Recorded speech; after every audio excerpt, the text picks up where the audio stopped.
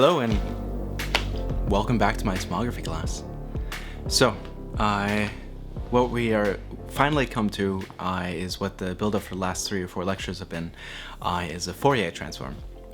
So this is like one of the big landmark points in the course where we introduce one of the key concepts that are going to be important in resolving sinograms back into the original form. And the idea is that we're going to use Fourier transforms in combination with the radon transform in order to do sort of an inversion technique. So so basically what we're going to be doing is we're building up to the filtered back projection.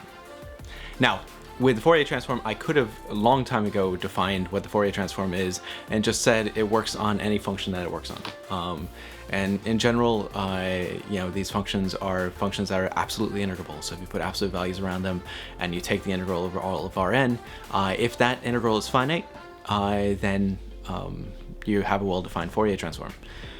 You could, in fact, even just now that you know that, you can just take the short space and apply Fourier transform to it. The problem with that is that that doesn't account for periodic functions, and we'd really like to take Fourier transforms of periodic functions. How do we get at that? And so that's where all the framework that we had to develop using short space and tempered distributions is for. Turns out that while we can define Fourier transform on functions that decay rapidly without any issue, it is a lot more difficult to define the Fourier transform on functions that don't decay. And that's because they, quite literally do not converge. If you take a look at the Fourier transform of, say, sine or cosine, then those are going to end up giving you sort of divergent integrals, and we need some way to make sense of that. So the way we're going to make sense of that is going to come in the next lecture, where we talk about how to apply the Fourier transform to tempered distributions. All right, so what are we doing today? So today we're going to take a look at short space functions, and we're going to apply the Fourier transform there. So a short space function decays rapidly, it is absolutely integrable, and so it has a well-defined Fourier transform. Now, what are Fourier transforms good for? Well, they're the essential bit of signal processing. So for instance, you use it for, basically what you do is you take something from what we call the time domain, and we're going to put it into the frequency domain. And that gives you a totally different way of looking at your function in some sort of decomposed sense. So when you take a look at the Fourier transform of a function, you're going to have frequencies that range from, say, low to high. So ranging from, say, absolute value of your frequency being 0 and up to, infinity. What we would like to do there is we could do all sorts of things that are called filters. And we can filter our signal in the frequency domain and then transform it back. What does that do for us? Well, if we take a look at the filters that we use, we can do things like a band pass filter or a low pass filter and a high pass filter, and then also a band pass filter. And what do these mean? Well, basically a low pass filter is one that lets low frequencies through. So it kills anything that's higher than, say, some point. And so basically you put like a little, multiply your frequency by some sort of square wave, and that starts at, say, norm of omega being 0, and then expands out and stops after a point, and then anything beyond that is absolutely killed. And then you do an inverse Fourier transform, and then ta-da, you have eliminated all high frequencies. This is usually used to get rid of noise. You could also get rid of low frequency, and that's actually something we're going to be trying to do with the back projection. So the back projection, when you take a look at it, you have a lot of the smearing effect, and that can be seen as sort of this low frequency noise that we want to get rid of. And so in that case, we're going to try to develop some sort of high pass filter, where we kill the noise at the for low frequencies, we kill them, and we emphasize higher frequencies. And then in that case, basically you've gotten rid of any sort of low oscillations, and all this remains are the high oscillations. So this is a sort of way we're going to be using this tool, the Fourier transform. The Fourier transform comes up in a lot of other places. So for instance, it comes up in the study of differential equations and PDEs. And in fact, it can change, if you do the Fourier transform with only respect to, say, one variable, it can change the differentiation with respect to the variable to multiplication by the frequency. And this is something it shares in common with the Laplace transform, which, if you remember, the Laplace transform takes differentiation with respect to t and turns it into multiplication by s. And so the Fourier transform does exactly the same way, and so you can turn a lot of PDEs into just simply ODEs by eliminating one of the differentiation variables and turning that into multiplication by that particular dimension of the frequency. And then all that's left is a derivative in one other dimension or several other dimensions, or whatever. You can do this quite a bit and reduce it to just a single ODE. Of course, you need to have some sort of assumptions there that, you know, the solutions are going to be decaying or whatever, so you can invert them back. But yeah, that's one of the most common ways that it's used, and it was actually used in that fashion by Fourier in the 1800s to solve the heat equation. And so that is one of the principal examples of the use of the Fourier transform. But yeah, so that's the idea. And so this is one of the critical tools in signal processing, and later on we'll talk about filters after we've defined a few more concepts out of the Fourier transform. But yeah, let's go ahead and jump into the Fourier transform now. All right. Okay, so today we are talking about the Fourier transform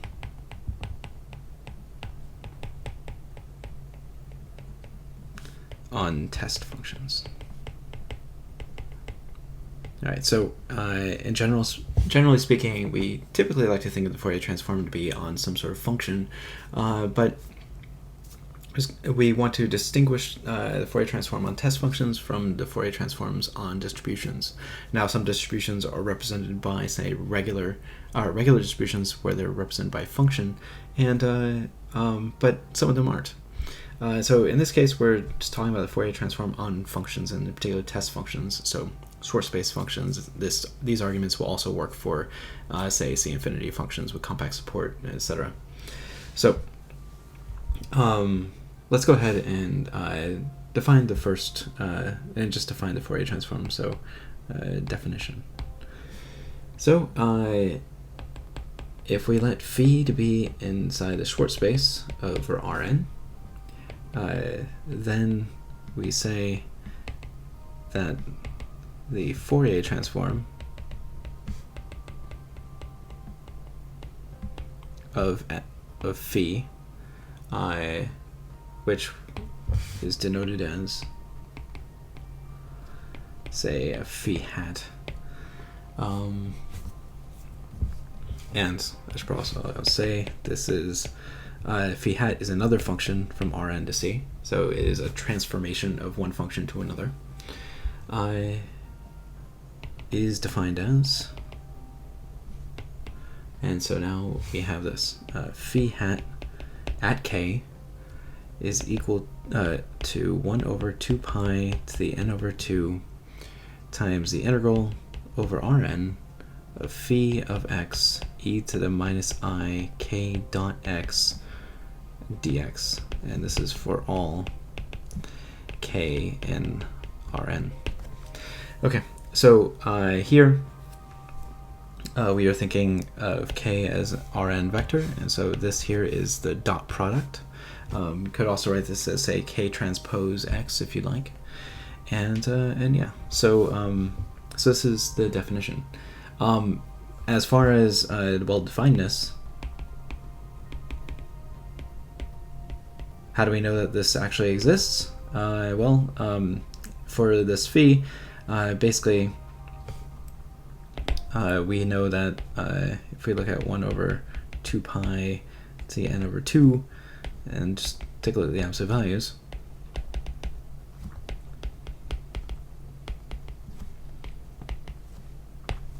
and then we crash through here, 1 over 2 pi to the n over 2 integral over Rn. phi of x, and then we put this guy in absolute values, but that's just norm of 1 dx. We know that this is less than infinity. So we know that integral converges no matter what k we choose. So then therefore we can assign phi hat to that integral. Okay, so good. Let's go ahead and talk about it a little bit more. Sorry, I just had lunch, and this is actually the third time I've given this lecture, so I'm pretty pooped. But yeah, so some things we want to show is that the Fourier transform lands back in S whenever you have a phi in S, and this is something that the next theorem is going to address, and then another notation is that we're going to write curly f on phi at k. This is the same as writing phi hat at k. So it just depends on what we're feeling at the moment. Sometimes it'll make things clearer if we use f, but it also makes it a lot larger to write, and so often we use hat just to do something quickly. But yeah, okay, so there's something that you should know about the Fourier transform and smoothness, and basically if we weren't talking just about the Schwartz space functions, but say a general continuous function that's say integrable or something like that, it turns out that smoothness, so the number of derivatives that you have for that function, leads to a certain order of decay on the other side.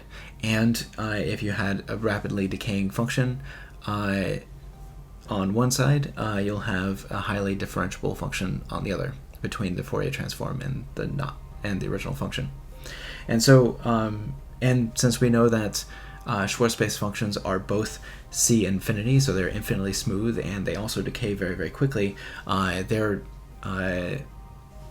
their image under the Fourier transform should also decay very, very quickly, and also should be infinitely differentiable. And so that would put you back into Schwartz space. And so the next theorem is basically going to put that into sort of concrete language. So if we take the proposition that they have here, and this is in the book Applied Analysis, it's 11.25, I think, and this is in a Applied Analysis. This is what we have. So we say that if phi is inside Schwartz space, and then the following holds. We have that phi hat is at least C infinity of Rn, and if we take derivatives, d alpha of phi hat, this should just be the Fourier transform applied to minus ix to the alpha times phi, and that would be and so we have that relationship between differentiation and multiplication by x. So this is something we saw with the Laplace transform, and it carries over to the Fourier transform as well, for the same reasons, really. Now the second one is that k alpha of phi hat, so remember this is our new independent variable, k, so that means that this is a monomial times phi hat, is bounded for every multi-index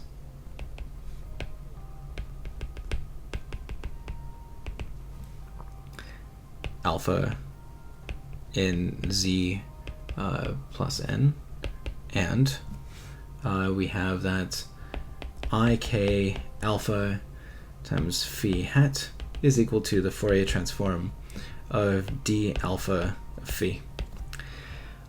So something to take away from this, if you look at this previous here, we see that if we have a Schwartz space function here, and we take a look at its Fourier transform, which is this, it is uniformly bounded by the integral of the absolute value of phi.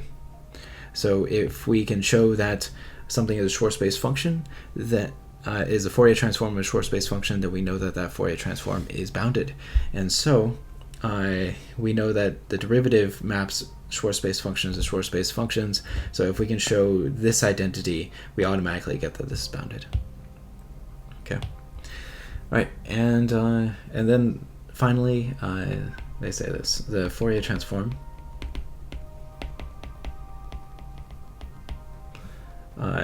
f mapping from S over Rn to S over Rn is a continuous linear map on S over Rn. So basically what we know is that we know it operates on S, and we are saying already that it's C infinity, but we're going to say something stronger that is actually in the Schwarz space. So that's part of this theorem. And we're saying that it's a continuous linear map on phi. So we need to not only show that the mapping is in S, but the mapping is also continuous. That it's linear is pretty obvious, and it just comes from this here. If we replace this with alpha phi plus beta xi, or xi, then you can just split it by using the integral linearity property. Okay, so let's go ahead and start proving these one at a time. So just to save a little bit of time, let's go ahead and copy this.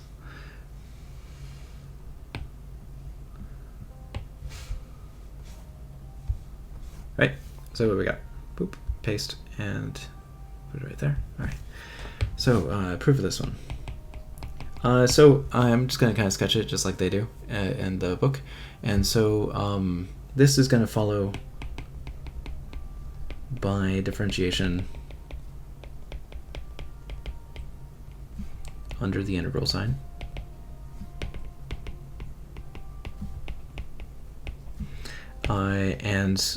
And by using that, we're also going to use dominated convergence theorem.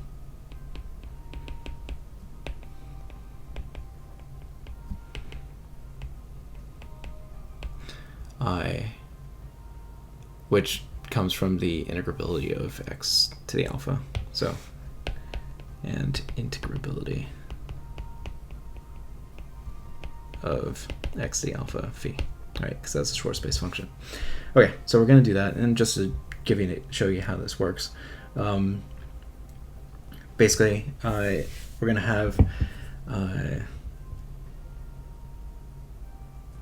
say d alpha of phi hat of k, and this is with respect to k, is equal to d alpha of the integral, or well, say 1 over 2 pi to the n over 2 times the integral over Rn of phi of x times e to the minus I k dot x dx.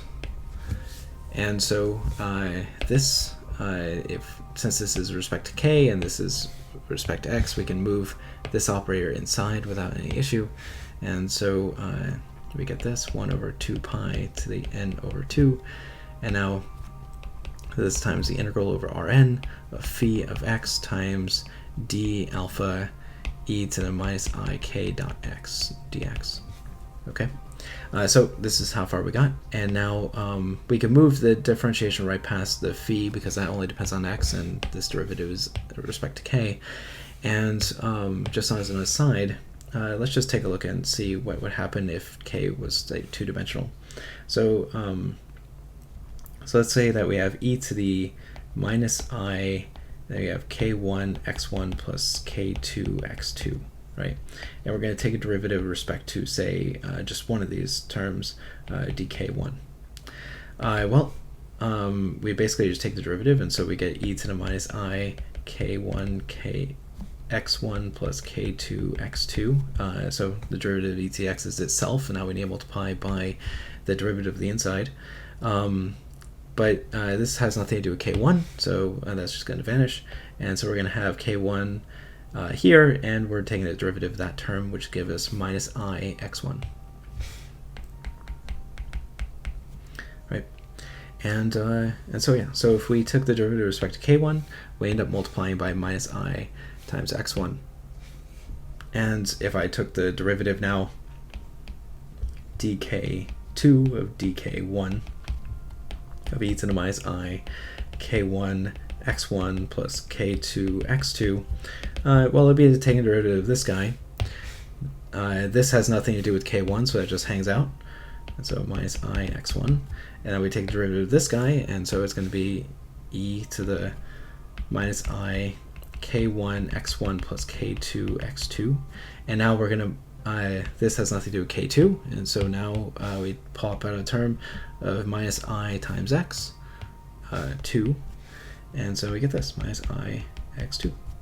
And, well, that is exactly what it means to write this. E to the I, negative I times x to the 1, 1, where this is our multi-index.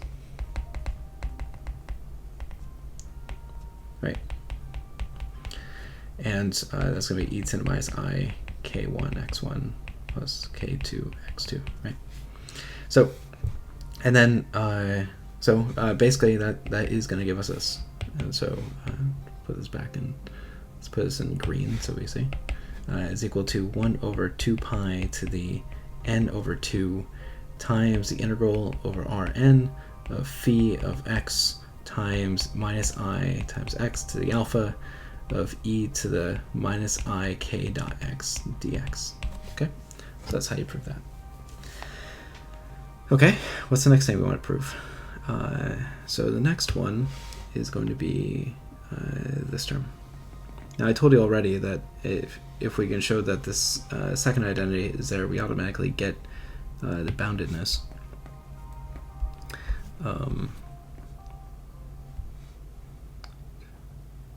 And this comes from integration by parts, and so you start with the right-hand side.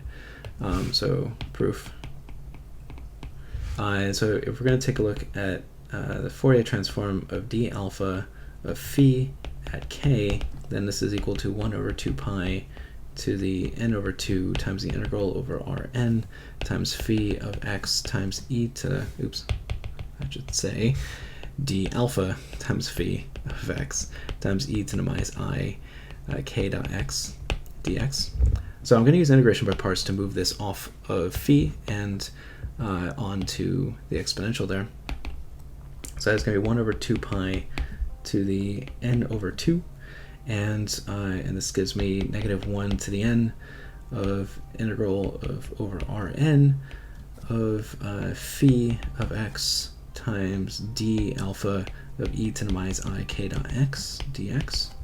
And we can, and basically because phi decays as we go off to infinity and it goes to 0, all the boundary terms disappear. So we just have this term left over. And that's not n, that's magnitude of alpha. Okay, now if I take this derivative here, well, we just talked about what that would give us. So it's 1 over 2 pi to n over 2 times negative 1 to the magnitude of alpha times the integral over Rn phi of x. And remember, this derivative is respect to x. And so this is going to give us minus I k to the alpha times e to the minus I k dot x dx. And we can pull that out, and yeah, and now this negative term is going to cancel with this negative term, and that's going to leave us with 1 over 2 pi to the n over 2 times I k to the alpha times the integral over Rn times phi of x times e to the minus I k dot x dx, and that indeed is I k alpha times the Fourier transform, or well, I'll just say times phi hat. Okay. Okay, cool. So we established that. Right, not too bad. So that was just integration by parts. Exactly what you do with Laplace transform, by the way.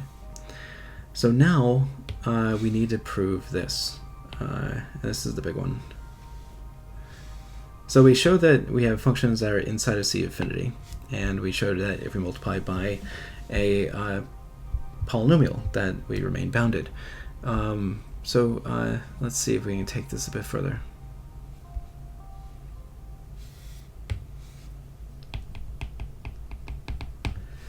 Okay, so we're going to start considering our seminorms. So we're looking at this function ik to the alpha times d beta of phi hat, and we know that this can be written as f acting on d alpha times negative ix to the beta times phi, and that's everything we just showed. And so basically what we're trying to show is that this is bounded. This needs to be bounded.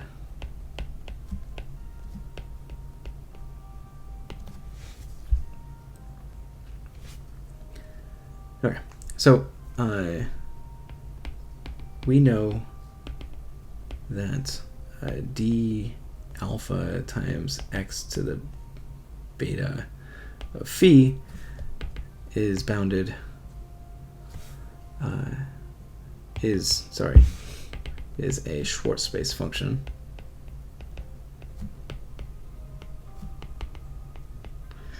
The d alpha is going to make us use Liveness Rule on this product, but it's going to be a finite linear combination of functions in the Schwarz space. And so then that means automatically that k to the alpha times d beta times phi hat is bounded. Just from what we said before about the Fourier transforms of Schwarz space functions being bounded.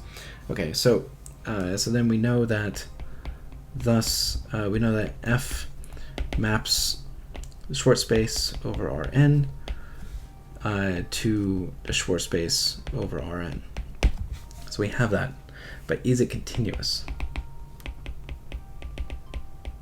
And that's the money question.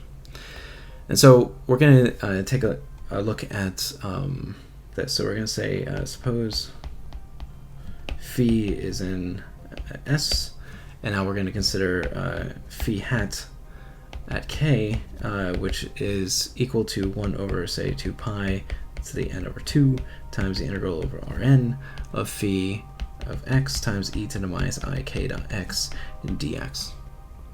Right? And now we put that in absolute values.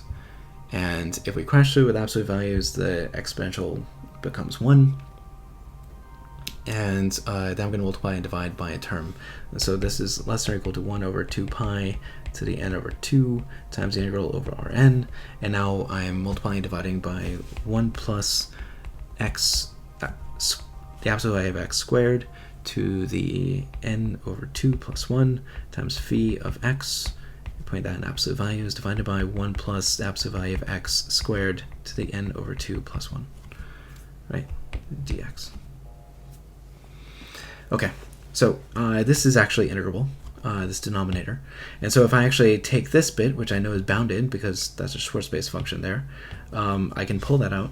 And so this is less than or equal to, say, some constant, which comes from the integrating factor, times the, say, the maximum or the supremum over x and Rn of 1 plus the absolute value of x squared to the n over 2 plus 1 times the absolute value of phi of x, and we know that by the Schwarz space function that is bounded. Right.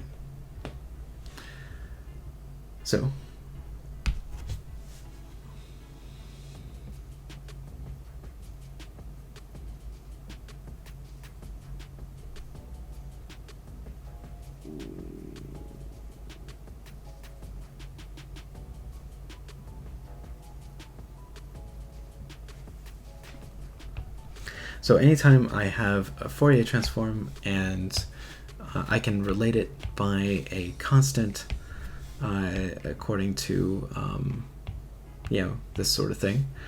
And so what you can ultimately show is that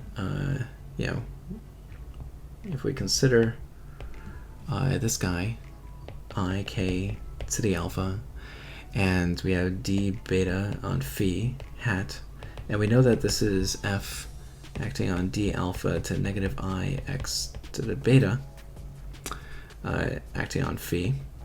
I can use the Liveness rule to get a linear combination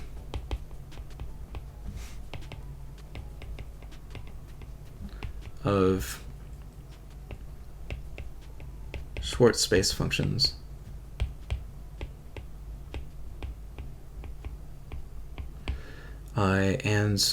and then for each of them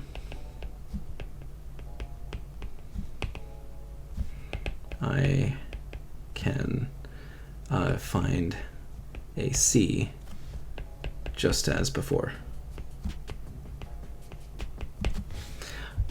Hence, if I take a look at phi hat at alpha beta, which is equal to the supremum over x and Rn of the absolute value of, say, k to the alpha d beta of phi hat, I know that this is less than or equal to the sum over alpha prime beta prime for alpha prime less than alpha and beta prime less than beta in magnitude. So I can take this sum and I can take each of those constants that I would find there of alpha prime, beta prime, and then look at all the phis that were smaller, the semi-norms of phi that are, correspond to alpha prime, beta prime, right? And so I have a sum, and so then therefore this has to be less than infinity because each of these things are less than infinity, and this gives us a finite sum. And so, ta-da, we're done. As phi, basically this proves continuity because if say phi n approaches phi, then phi n has to approach phi on each one of those, and since there's only a finite number of them here, then I can just say take the maximum required value to make this as small as maximum required value for each one of the semi-norms of the index of our sequence to make this sum as small as we want. And so then that would demonstrate convergence on this side. Okay, so I think I'll stop there, and now I can get back to my... Oh, wait, there was one more thing I wanted to say. And you still have an hour ahead of you, so don't go anywhere yet. Yeah, so one thing I wanted to say is this convention here. This is called the symmetric definition of the Fourier transform. There are other forms where you just replace that with 1, but it's a relationship that comes up with when you talk about the inverse, and it's going to require that you have ultimately 1 over 2 pi to the n after you apply the Fourier transform and its inverse. So that term has to go somewhere. And when you do it like this, then the Fourier transform is directly related to its inverse by taking the Fourier transform and then putting a minus sign in for x, and then that becomes the inverse Fourier transform. And we'll see that in like 5 minutes. But yeah. In any case, so I'm going to stop there, and yeah. We'll talk about the Fourier transforms of the Gaussians next, and I should stop saying stop there because you're not stopping. So here we go. So how are we writing a Gaussian? So what we're going to do is we're going to suppose that A is an n by n positive definite matrix. And being positive definite basically means that you are symmetric, Hermitian, and you're diagonalizable. And not only are you diagonalizable, but the matrices that you use to do change of variables end up being orthogonal matrices, so their determinant is equal to 1. We'll use all these facts throughout this, but we're going to build up in a slightly different order than what the authors do here. But they're saying that the Fourier transform of an n-dimensional Gaussian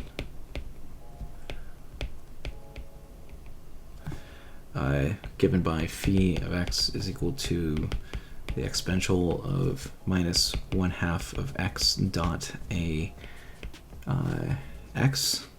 So x inner product with ax. This is sometimes written as x transpose a times x. If you do a lot more. So this is the dot product right here in the middle. So the Fourier transform of this Gaussian, given by that, is given as, let's see, it's going to be phi hat of k is equal to 1 over the square root of the determinant of a times the exponential of minus 1/2 of k dot a inverse times k, and that's what we have. Okay, so that's nice. So basically what we got is a Gaussian map to Gaussians.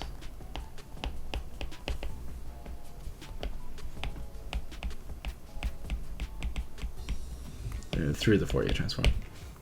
Okay, so what I'm going to do is I'm going to go ahead and do a little bit of build up, and he takes some things as given. Maybe he proved it earlier on the book, but I think it'd be important and instructive to go through it here. So proof. First thing we're going to show is that the integral from minus infinity to infinity of e to the minus x squared divided by 2 dx is equal to the square root of 2 pi. So claim 1. Right? So how do we do that? This is kind of a fun problem. It turns out that if you write this as I and you instead write it as I squared, then you get this integral from minus infinity to infinity of e to the minus x squared over 2 dx. And how I'm going to change x for y, I get integral from minus infinity to infinity of e to the minus, say, y squared over 2 dy. Same integral, just relabeled the inside. The fun thing is if you put these in there and together, what you end up getting is you get the integral over Rn of e to the minus x squared plus y squared divided by 2. And then this is, say, dx, dy, however you like. Now I can make the substitution for polar coordinates, and it becomes the integral from 0 to 2 pi times the integral from 0 to infinity of e to the minus r squared divided by 2 r dr d theta. D theta integrates away right away, so you get 2 pi times the integral from 0 to infinity of e to the minus r squared over 2 r dr. Now, what's interesting here is that we took a one-dimensional integral, we converted it into a two-dimensional integral, and once we did that, it's actually quite possible to integrate it because we got this r on the outside, which we can use with u substitution here. So if I take the integral, the u is equal to minus r, or say, if I I might as well. U is equal to minus r squared over 2. Then du ends up being minus r dr. And so what that ends up giving me is I get this. I get, say, 2 pi, and I have the integral of e to the u, and here I get r times dr is now being replaced with du over minus r, and so those r's cancel. And if r was going from 0 to infinity, u goes from 0 to minus infinity, but maybe that's not so nice. And so this becomes 2 pi times the integral from minus infinity to 0, and then we get e to the u du. Maybe a little awkward writing it that way. Maybe I should have kept the minus sign in there. If you wanted to keep the minus sign in there, let's see what would happen. You end up getting this. Minus here, kill that. There we go. Yeah, maybe it's a little cleaner. It doesn't make a difference. Same integral both times. And so what is that? So it is 2 pi times the integral e to the minus u over negative 1. And then this evaluated at, say, 0 and some m, where m is going to infinity. And yeah, so when you put m in here, you get e to the minus m going to infinity, like it drops down to 0. And then you're going to subtract off, so it's going to be 2 pi, and then we're going to have e to the 0 over negative 1, and we're subtracting this, and so that ends up being just 2 pi. There you go. So I squared is 2 pi, and so therefore, yeah, we've proved our claim. Okay, that's nice. All right, so now let's take a look at the Fourier transform in one dimension. And so if we take a look at the Fourier transform in one dimension, what do we get? For one dimension, we get this. We get 1 over square root of 2 pi times the integral of sorry, let's just slow down a little bit. So for one dimension, we're going to write phi of x is just simply going to be the exponential of ax squared, the minus sign over 2 for some a that's positive. Now we want to go ahead and convert that to something else. We're going to throw in, take a look at the Fourier transform. Phi hat of k is going to be equal to 1 over the square root of 2 pi times the integral of over r, or negative infinity infinity if you like, of e to the minus I k x. And now we're going to take this and we're going to multiply it by e to the minus ax squared over 2 dx. Now we're going to take substitution, say y is equal to the square root of ax, and this is going to pop out, let's say it's going to give me dy is equal to square root of a times dx, and so we're going to have 1 over square root of 2 pi times a, and now we have the integral from minus infinity to infinity of e to the minus I k x times e to the minus x y squared over 2. That should be, instead of x, we're going to have root a y. We're going to have y divided by square root of a here, and we're going to have dy here. All right, I think that's everything. So the next step is we're going to complete square. If we take a look at this term minus y squared over 2 minus I times k times y over square root of a, then this is, okay, so factoring out 1 over negative 1/2, we're going to have y squared plus 2ik over square root of a times y. Now I want to do complete square, so I'm going to add and subtract b over 2 squared. So that's going to kill the 2, and since I'm squaring both terms, I'm going to have kick out a minus sign, but I'm adding and subtracting, so I can ignore that altogether. So I'm going to have plus, say, well, maybe I won't. I'll just put ik over square root of a minus ik over square root of a, and each of these terms are squared. Now I can go ahead and factor, and so it's going to be minus 1/2 of, say, y plus ik over square root of a quantity squared minus ik over square root of a squared, and then we end up getting minus y plus ik over square root of a squared divided by 2, and then over here I get plus, or rather minus k squared over 2a. Yep, okay, all that worked out. Whew, okay. So this guy is equal to, and so bring this all around.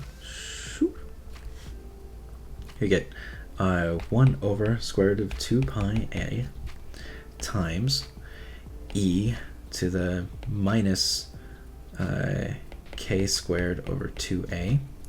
And now I have the integral from minus infinity to infinity of e to the minus y plus I k over square root of a squared divided by 2 dy. Okay, so there we go. Next step. The next step here is going to be showing that this is independent of k. And so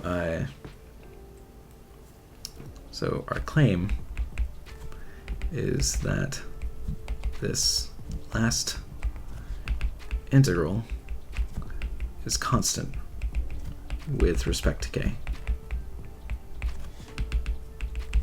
All right, so that's fun. Let's see. So that's going to be integral of e to the minus. We have y plus I k over 2a over, say, square root of a, sorry, squared divided by 2 minus infinity to infinity dx. And we want to show this independent of k, so let's go ahead and take the derivative with respect to k. Okay, so I'm going to pass the integral through, I'm going to pass the derivative through the integral sign, and we can do that through dominating convergence theorem and the fact that this is an integrable result. So we have d by dk of e to the minus y plus I k over square root of a squared divided by 2 dx. All right. And what is that going to end up giving me? Well, we're going to have the integral from minus infinity to infinity. All right, so we have minus y plus I k over square root of a. We have negative 1/2 coming out of there, but then we're multiplying by 2, so it's going to be a minus sign, so minus 1, times e to the minus y plus I k over square root of a, quantity squared divided by 2 dx. Oh, and I missed multiplying by the derivative of that by the chain rule, and so we're going to end up having not just negative 1 out in front, but we're going to end up having minus I over square root of a. There we go. Okay, so that's nice. Oh, and that's not dx, that's dy. Was I doing that before? Dy, no, I was good at dy. All right, cool. Okay, so now what do we do? Well, now we can take a look at this, and we can see that we actually have something that is differentiable with respect to x, times some constant. And so this ends up being, so minus I over square root of a out here. And if I just keep the minus sign in here, I get minus y plus I k over square root of alpha. And now this is times e to the minus y plus I k over square root of alpha, or square root of a squared divided by 2, and dx. And this is just the same as the Gaussian. This is a derivative of the Gaussian with respect to y. So then what you end up getting is you can write this as, say, I over square root of a times the limit, if you want, m goes to infinity of minus m to m. Well, if we just take the integral, you get e to the minus y plus I k over square root of a squared over 2 times minus m to m. And yeah, this goes to 0 on both ends, and so ultimately this ends up being 0. So that's really interesting.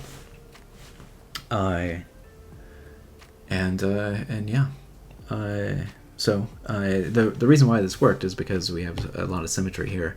The only difference between the derivative with respect to y and the derivative with respect to k that you get out of this integrand is really just popping out this I square root of a. And so when you take the derivative on the inside by d by dk, it turns out that that's only a scalar off from the derivative with respect to y, and that's exactly what we leveraged here when we did all this. So then you can go ahead and integrate something, and yeah, it turns out that that's 0. So d by dk of this quantity is equal to 0, thus it is constant with respect to k. Right? So turns out if I go ahead and I take this quantity and call this, say, star, we have that star is equal to, let's see, it's going to be 1 over the square root of 2 pi a times the integral, yeah, actually, times the integral from minus infinity to infinity. What do we get when we put k as 0? So we get e to the minus y squared divided by 2 times dy. And that is equal to just 1 over square root of 2 pi a.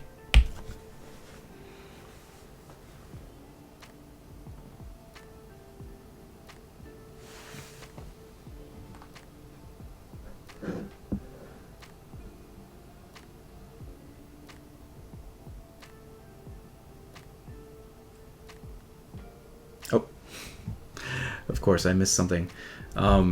The integral itself is the derivative, but so we can put whatever k we want inside the integral and get the same answer. But we do need to keep this guy around. So let's go ahead and put that back in. So it's going to be e to the minus k squared over a over 2a. And that should have stayed here too. There you go. Sorry. Lapse got lost in all the fun. Okay, and so whatever this is, oh man, I just really botched that, didn't I? This times square root of 2 pi. That was the whole point of doing that last one.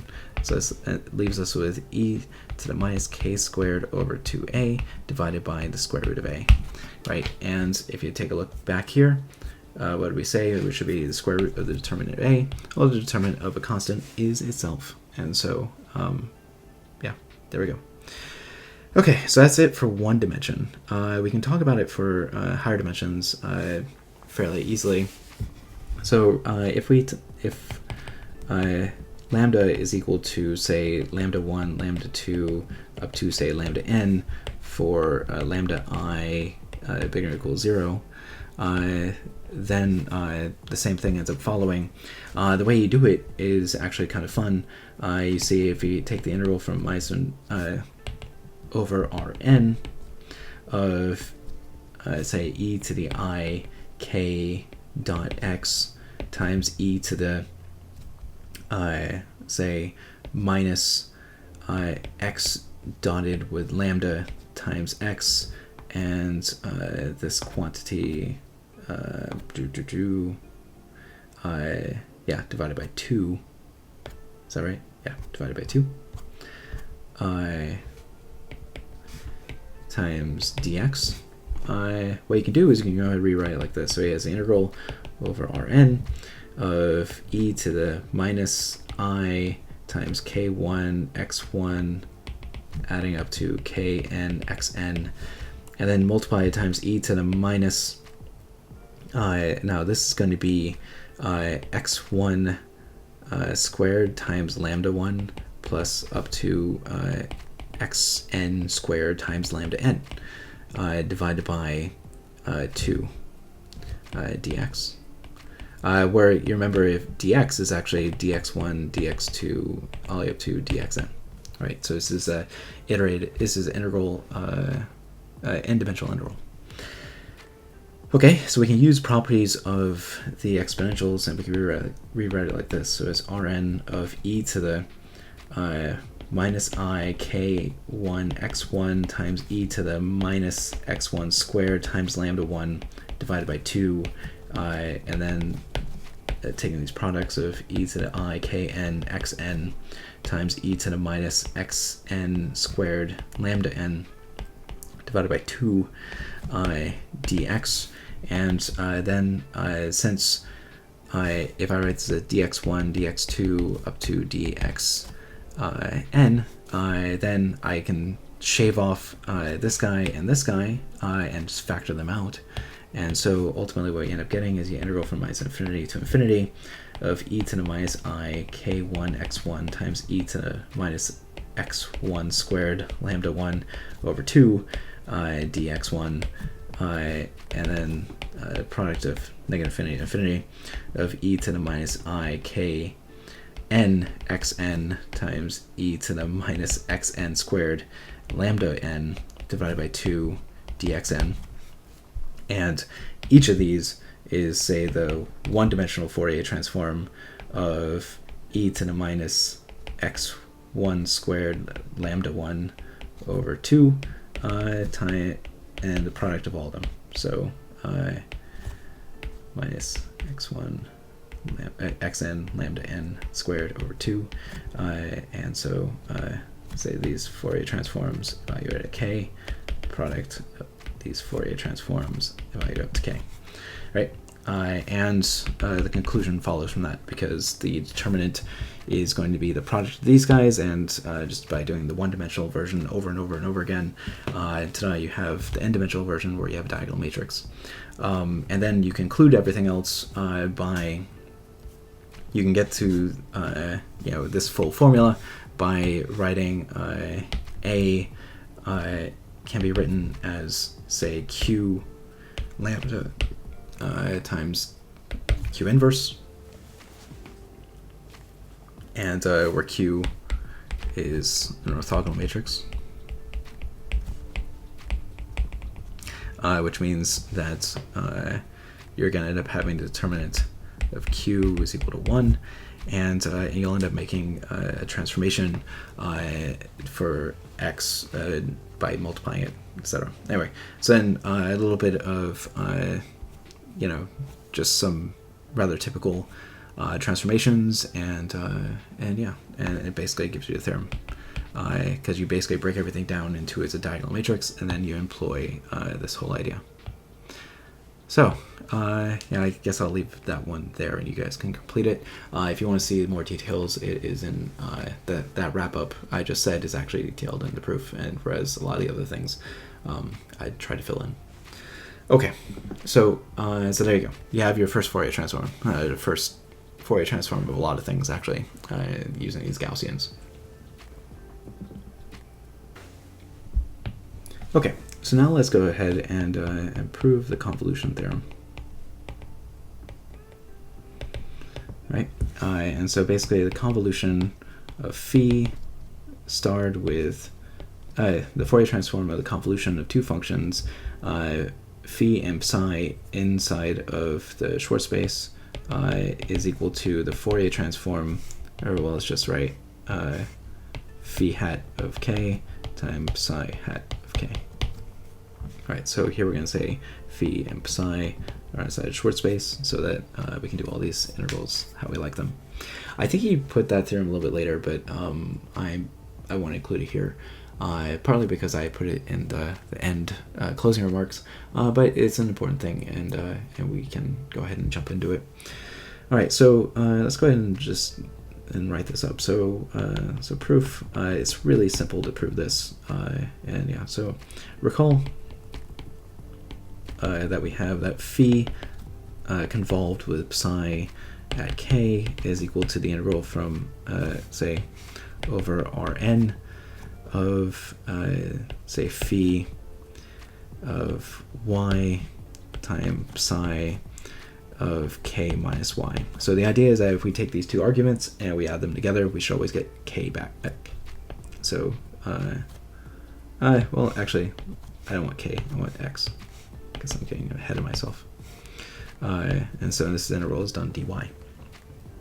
Okay, so now if I'm taking the Fourier transform of phi against psi and evaluating at k, then this ends up being 1 over 2 pi to the n over 2 times the integral over Rn of e to the minus I k dot x and times phi star psi at x dx. And all you really need to do is expand this, and so we can go ahead and write this out as 1 over 2 pi to the n over 2 integral over Rn of e to the minus I k dot x times the integral over Rn of phi of y times psi of x minus y dy dx. Okay, now I'm going to go ahead and I'm going to add and subtract y out of this, and I am also going to exchange the integrals, because that's all you can really do here. Exchange the integrals is easy as far as bounds are concerned, because they're both over all of Rn. And then what we end up getting is e to the minus I k dot x times phi of y psi of x minus y dx dy. And now we see that this integral on the inside, we can factor this term out altogether. And so we end up getting is equal to 1 over 2 pi times n over 2, and now this integral over Rn.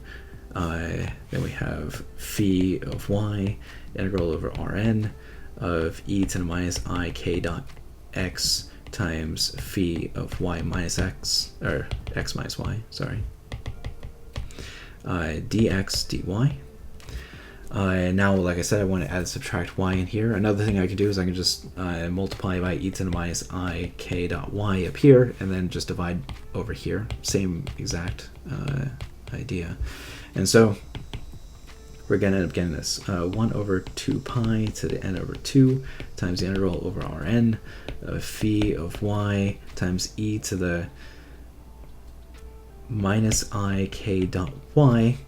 And now I'm going to move this other term, and I'm going to put plus I k dot y on the inside. So it's going to be e to the minus I, we're going to have k dot x minus y times phi of x minus y dx dy.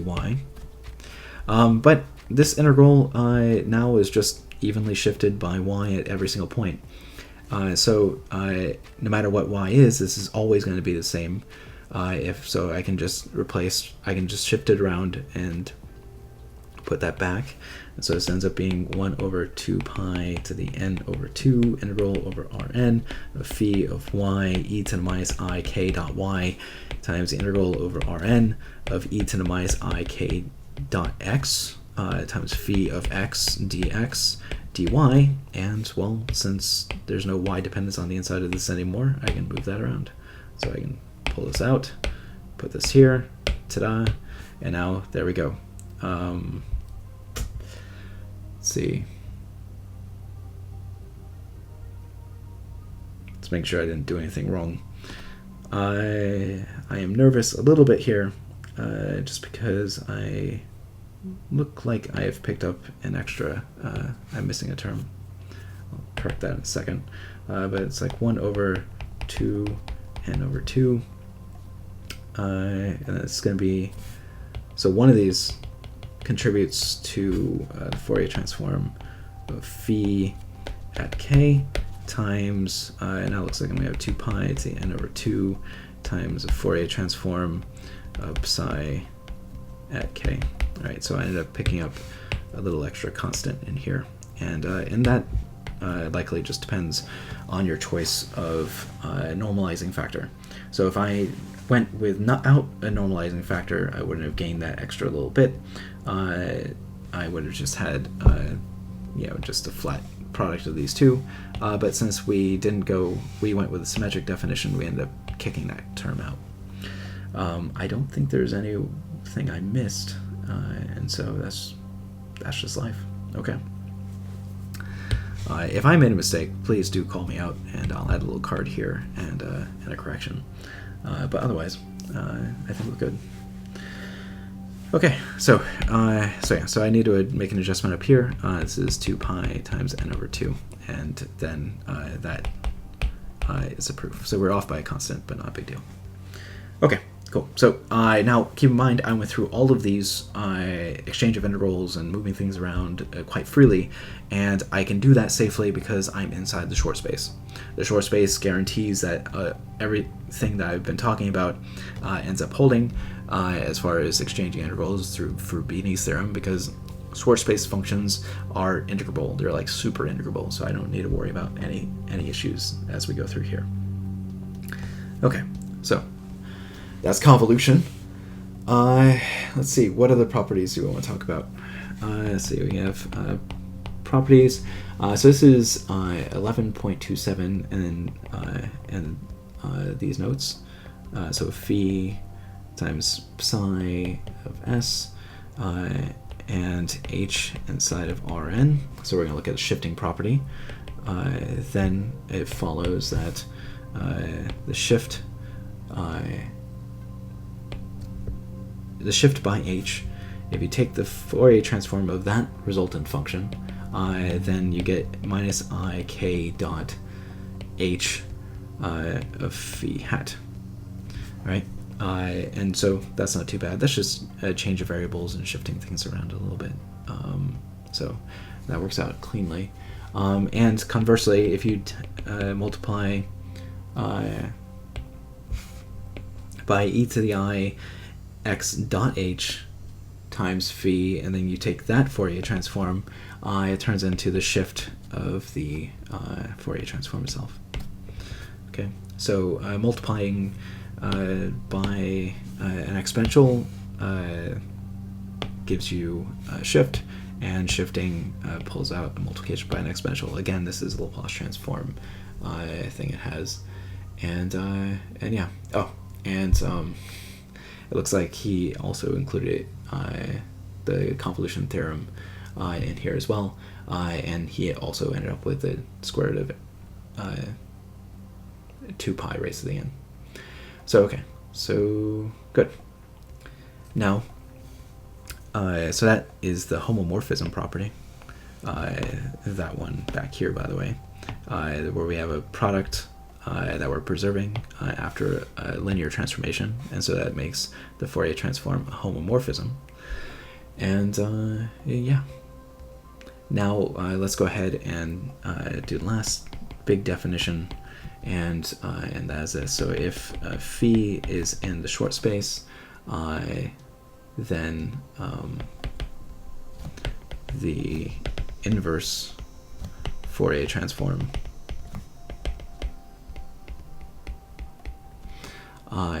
is given, which we often denote as a down hat, is given by say f inverse of acting on phi at x, which is map, which we denote here as this.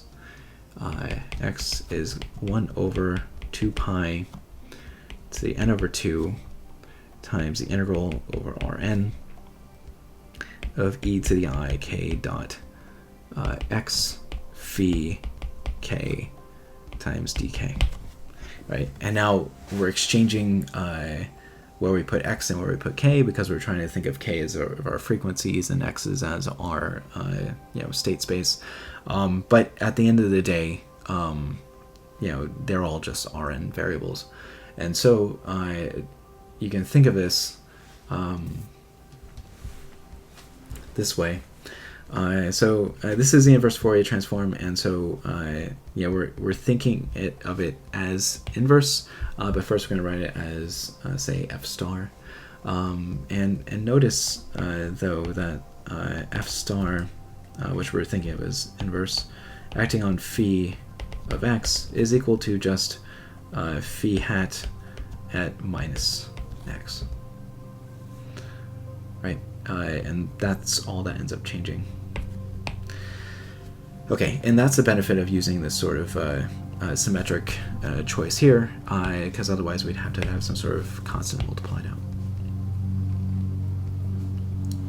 Okay, so proof. We have to prove that is invertible, in fact. So we will prove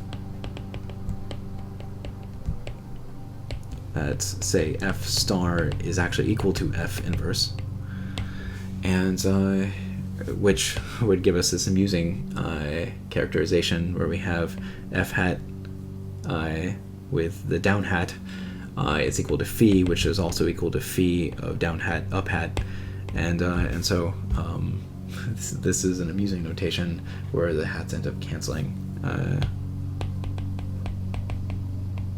and so this is all phi and s. All right.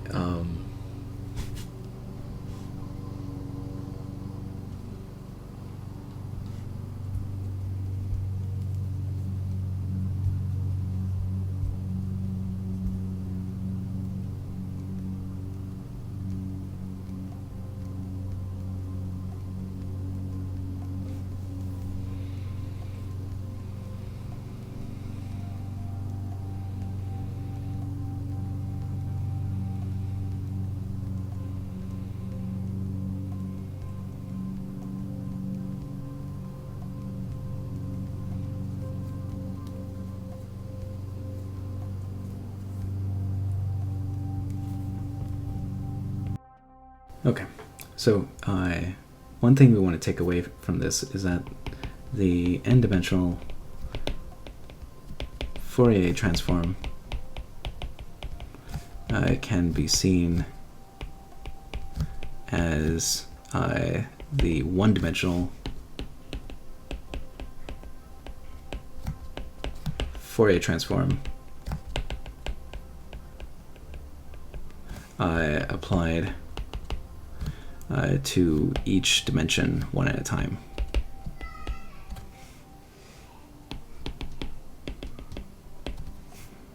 Is that this works? All we really need to show then is that it works for one dimension. So we're trying to show that this is equal to phi of x. So this is our claim. This is really easy to show just by our definitions. So then we say that f star of phi hat of x is equal to 1 over square root of 2 pi times the integral from minus infinity to infinity of e to the minus I kx times the integral from minus infinity to infinity of e to the minus I k y times phi of y dy, and this done dk. This here is the Fourier transform of phi evaluated at k, and then we're applying the next operator here. What you can do then is you can write this as 1 over square root of pi, the limit as r goes to infinity, of this integral from minus r to r of e to the minus I k x. Well, actually, integral from minus r to r of the integral from minus infinity to infinity, just moving the exponentials together. You get e to the minus e to the I k times x minus y. And then you have phi of y dy, and this times dk. And then after that, you can integrate the exponential and all on its own. And then you're left with this. You have the limit as r goes to infinity of the integral from minus infinity to infinity of sine of r times x minus y divided by pi times x minus y dx, and then this times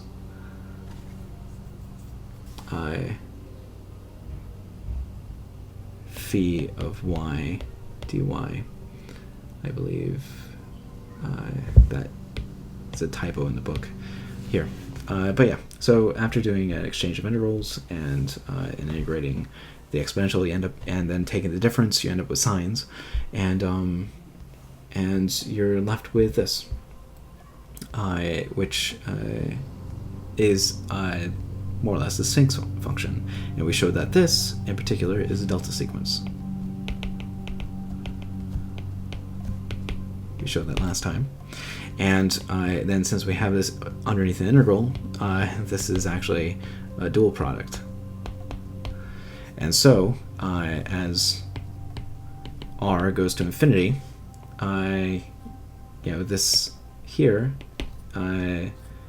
ends up going to phi of x. Thus, we have that phi of x is equal to phi of x. And then you get the Fourier transform. Basically, that this S star is actually a proper inverse. Conversely, we have that phi of upside down hat, then big hat of, I guess, would that be k? Or I'll just put x for now, is equal to phi of x as well. And so, so there you go. And so that came from our delta sequence using the sync function. And so, yeah, that, so now we're done. Okay, so not too bad. So this works for the first dimension, and then you apply this one at a time to each of the higher dimensions until you get the full inverse for n dimensions if you're working in n dimensions. And so I wanted to just leave you with a definition of what an involution is, just so we can end the day here.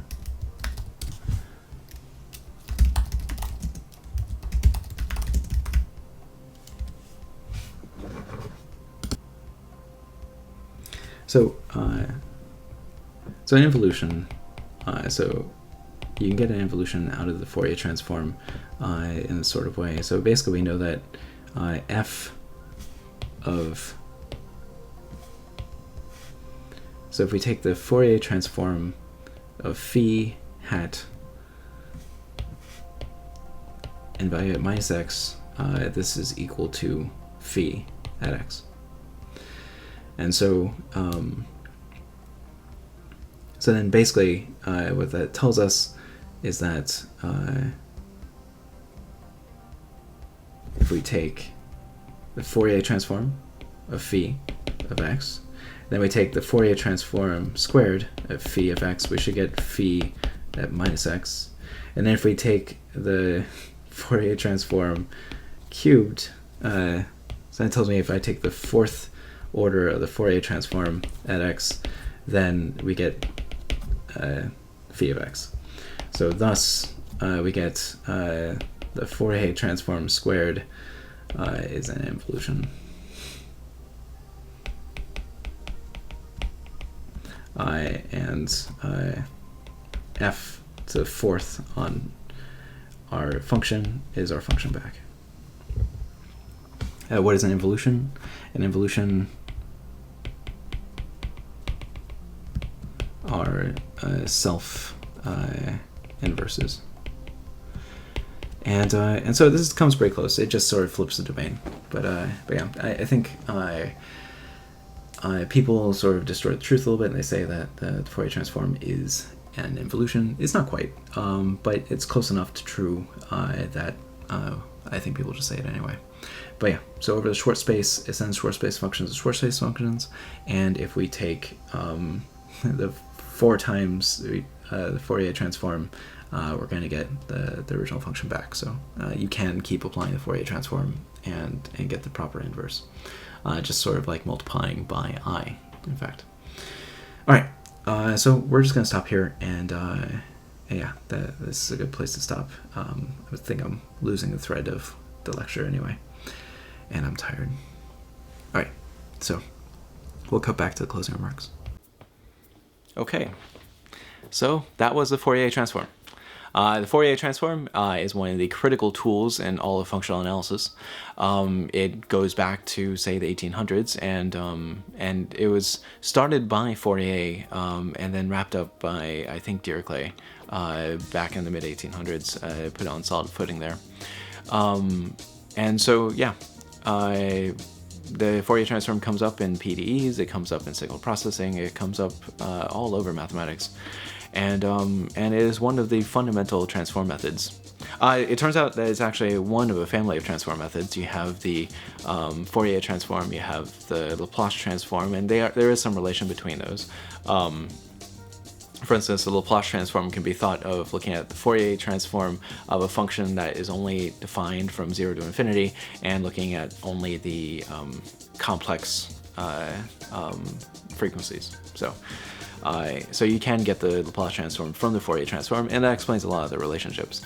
But they both sit underneath this umbrella called the Gelfand transform, which is more or less a homomorphism between two different algebras. And so we saw that the Fourier transform of the convolution is actually the product of the Fourier transforms, and that's called a homomorphism property.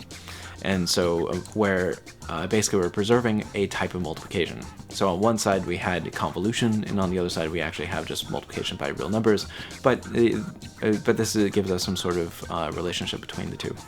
And so the Gelfand transform is something else you would study in a formal functional analysis class, but it's a little bit beyond the scope of things that we want to talk about here. So I just mentioned it in passing.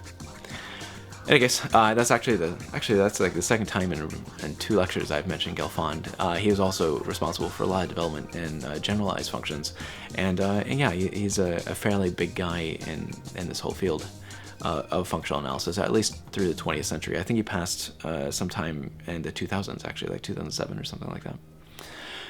And I guess, so I think we'll stop here, and thanks for watching.